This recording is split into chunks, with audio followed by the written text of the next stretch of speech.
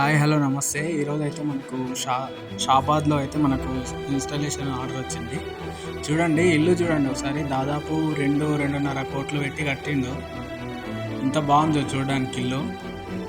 కానీ కెమెరాలు చూడండి ఒకసారి, పాతయి. ఈ కస్టమర్ ఏంటంటే 2 సంవత్సరాల కిందనే మనతోటి వైరింగ్ అయితే వేయించుకుండు ఇల్లుకు కట్టేటప్పుడే.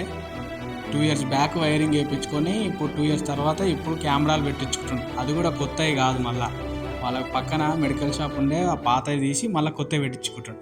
అంతా పాత సంసారం. చూడండి వీళ్ళు ఎట్లుంటారు అంటే, కొందరు కస్టమరు ఎంత రిచ్, ఎంత పీసీ చేస్తారంటే చూడలే చేస్తారు. కానీ చూడండి అవే మళ్ళీ పాత కెమెరాలు. అంత మంచి ఇల్లు కట్టుకొని ఏం లాభం చెప్పండి. మా అంటే నీకు మా 30-35 వేలల్లో నీకు మంచిగా కొత్త కెమెరా, లేటెస్ట్ వర్షను, లైటింగు అండ్ వాయిస్ కెమెరాలు అన్నీ వస్తాయి. అవన్నీ ఇడిచిపెట్టి అవే పాత కెమెరాలు చూడండి ఒకసారి. ఆ పాత కెమెరాలు ఎట్లా ఉన్నాయి. ఈ కస్టమర్లు ఎట్లుంటారు అంటే, కొందరు కాంప్రమైజ్ కాదు అసలు. ఎంత పిసినరితనం అవసరమా ఇంత మంచి ఇల్లు కట్టి. చూడండి ఒకసారి ఇల్లు కూడా చాలా లోపల కబోర్డ్స్ కానీ ఫర్నిచరు చాలా చక్కగా మంచిగా ఉన్నది.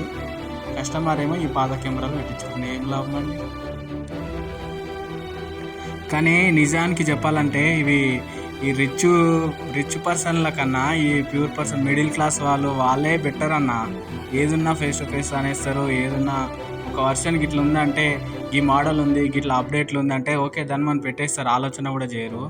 ఈయన ఎంత సంపాదిస్తారు తెలుసా, చాలా రిచ్ వీళ్ళు. ఆ కెమెరాలు చూడు, నాకైతే అసలు పెట్టబుద్ధి కూడా కావట్లేదు తెలుసా. ఆయన ఏమో చెప్తే ఇంటలే. పాత కెమెరాలు ఇన్స్టాల్ చేయాలంటే నాకెట్లనే ఉంది. ఇల్లు చూడండి ఒకసారి, ఎంత క్లాసిక్గా ఉంది. ఈయన కస్టమరు అబ్బాబా, ఆయన చూస్తేనే నవ్వు వస్తుంది. ఏం చెప్పాలి ఫ్రెండ్స్.